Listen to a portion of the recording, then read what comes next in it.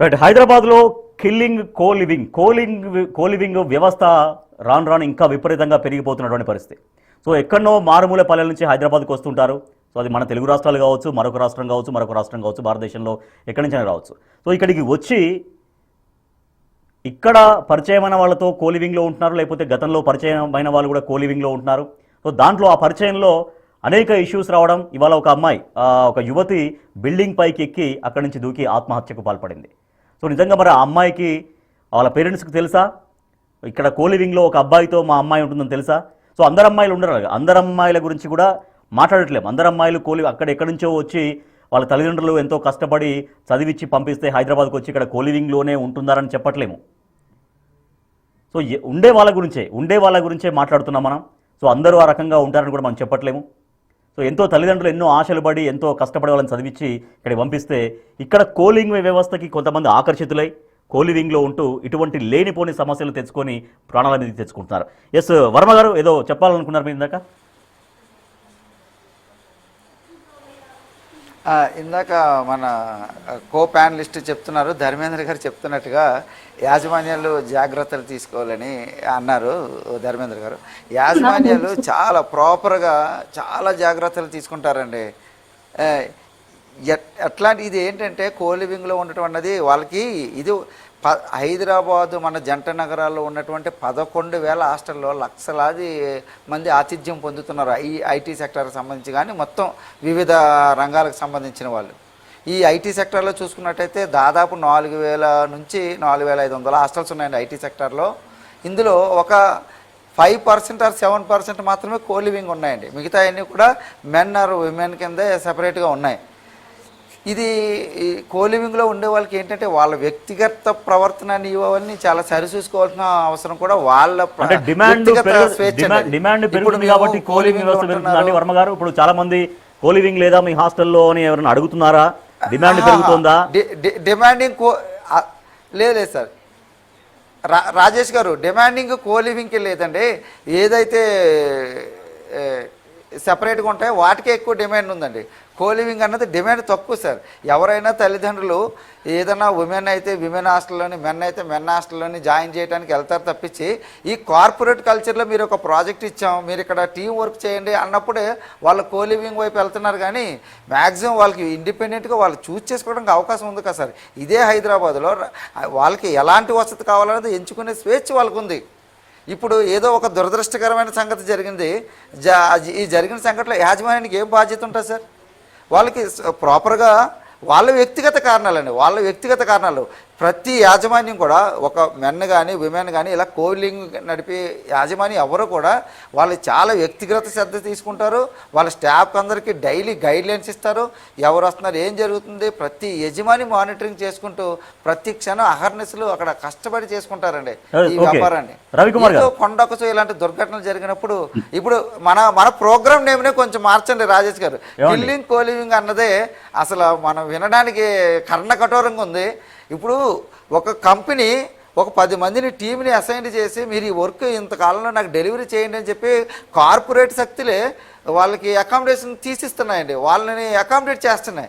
ఎందుకు ఆ టైటిల్ పెట్టామంటే వర్మ గారు కిల్లింగ్ కోలివింగ్ అని ఎందుకు పెట్టామంటే వర్మ గారు ఒక క్లారిఫికేషన్, కిల్లింగ్ కోలివింగ్ అని ఎందుకు పెట్టాల్సి ఒక అమ్మాయి ఆత్మహత్యకు పాల్పడిందండి. కోలివింగ్ దానికి కారణం కోలివింగే, ఎందుకంటే లోపల యాజమాన్యాలు ప్రతి ఒక్కరిని మానిటర్ చేయలేకపోవచ్చు. కానీ వాళ్ళ లోపల ఉన్నటువంటి వాళ్ళిద్దరి మధ్య వచ్చినటువంటి అండర్స్టాండింగ్ గ్యాప్, మరి ఏం గ్యాప్, గొడవ రావడం, ఆ పైకెక్కి బిల్డింగ్ నుంచి దూకేసింది. సో డెఫినెట్లీ అనే వ్యవస్థ చంపిన అదే కదా. అది కాదు సార్, ఇలాంటి అమ్మాయి ఒక 2 రోజులు లీవ్ పెట్టుకుని ఇంటికి వెళ్ళినా కూడా ఇదే సంఘటన చేయదని మనం చెప్పలేము. కాకపోతే ఇలాంటి దురదృష్టకరమైన సంఘటనలు జరిగినప్పుడు ఇంకా మనం దీన్ని ఎలా ప్రివెంట్ చేయగలం, ఎలాంటి ఇప్పుడు మన ధర్మేంద్ర గారు కానీ మన సూచనలు చేసుకుని ఇలాంటి ప్రివెంటివ్ మెజర్స్ భవిష్యత్తులో జరగకుండా సూచనలు చేసుకుని మన బాధ్యత. అయ్యా ఇవాళ బిగ్ టీవీ వారికైనా నాకైనా కామన్ పీపుల్ అయినా ఎవరి ఉద్దేశం అయినా కూడా అనవసరంగా జరిగేటువంటి ఏ అమ్మాయి అయితే ఈ రోజు చనిపోవడం జరిగిందో ఇది బాధాకరం. ఇలాంటి పునరావృతం కావద్దు, మళ్ళీ జరగద్దు అనేదే ఈ చర్చ ప్రధాన ఉద్దేశం. ఎగ్జాక్ట్లీ. దాంట్లో మీరు తీసుకున్నటువంటి రైట్ ఒక సార్, రైట్ సార్, అమ్మాయి రైట్. ఉమెన్ హాస్టల్ అయినా అదే విధంగా మెన్ హాస్టల్ అయినా కూడా ఒక ఒక అబ్బాయికి ఇంకో అబ్బాయికి ఏదైనా గొడవ జరిగింది అనుకోండి హాస్టల్లో, మీరు ఏదో ప్రికాషనరీ స్టెప్స్ తీసుకుంటారు. ఇమీడియట్ గా పోలీస్ కి ఇన్ఫార్మ్ చేయడమో లేకుంటే వాళ్ళ పేరెంట్స్ కి ఇన్ఫార్మ్ చేయడమో చేస్తారు. కో లివింగ్ దాంట్లో వాళ్ళిద్దరి మధ్య డిస్ప్యూట్స్ వచ్చినప్పుడు యాజమాన్యంగా అది మీరు ఇంతకుముందు వ్యక్తిగతంగా వారి మధ్య ఏం జరిగిందో మాకు తెలియదు అంటున్నారు. కాబట్టి వారిపైన మీ మానిటరింగ్ అనేది ఏం ఉండట్లేదు కదా. ఇప్పుడు ఇక్కడ కో లివింగ్ లో ఉన్న వాళ్ళ మధ్య మానిటరింగ్ సార్, మీరు మీకు ఒక వాళ్ళ సంఘటన ఇంటర్నల్ గా చెప్తాను సార్ జరుగుతుంది. నేను.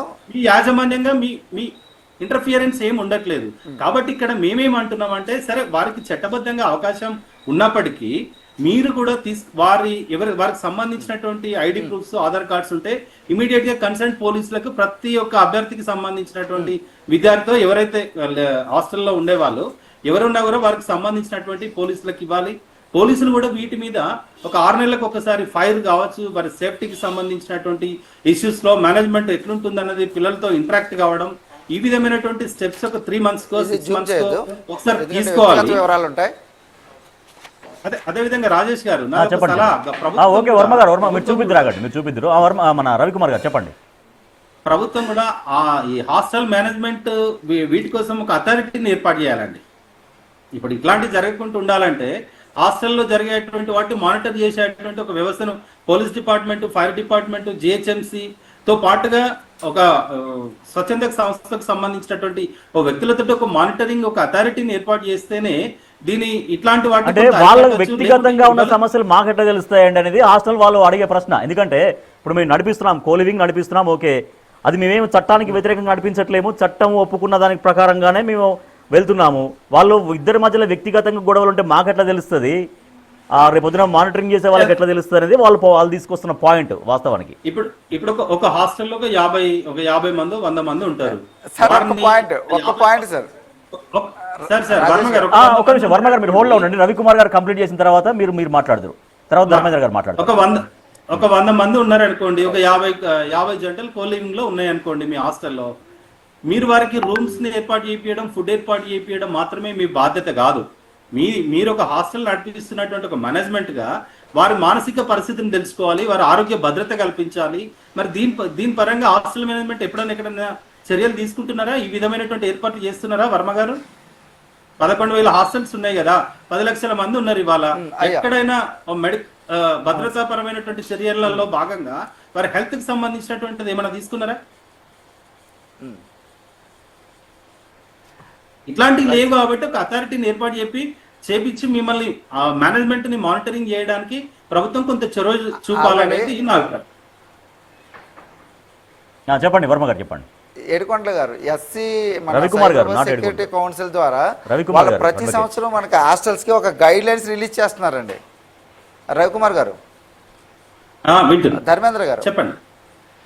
ఈ society Cyberabad security council society వారు మనకి ప్రతి సంవత్సరం కొన్ని గైడ్ లైన్స్తో కూడిన నిబంధనలు పంపిస్తూ ఉంటారు.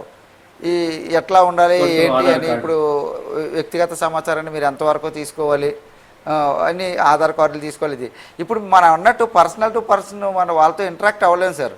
ఏదన్నా ఈ కోలివింగ్లో ఉన్న మంచి ఒక ఇదేంటంటే సార్, ఒక హాస్టల్లో ఉండడం వల్ల వాళ్ళ రూమ్మేట్స్ ఎవరైనా వీళ్ళు మానసికంగా ఇబ్బంది పడుతున్నప్పుడు పక్క వాళ్ళు గమనించి వాళ్ళని గైడ్ చేయడానికి కూడా ఈ కోలివింగ్లో అవకాశం ఉంటుందండి.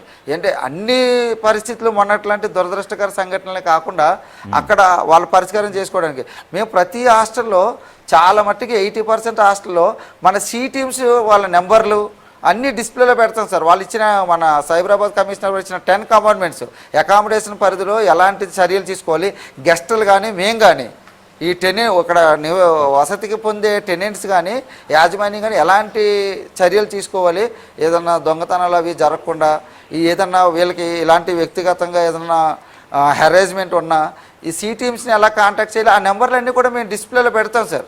మేము సి టీమ్స్ సెల్ ఒకటి ఉంది మనకి హైదరాబాద్లో, మనకి ఒక ఏ సిటీలో లేని విధంగా మనకి సి టీమ్ అనేది ఒక ప్రత్యేకమైన విభాగం ఉంది.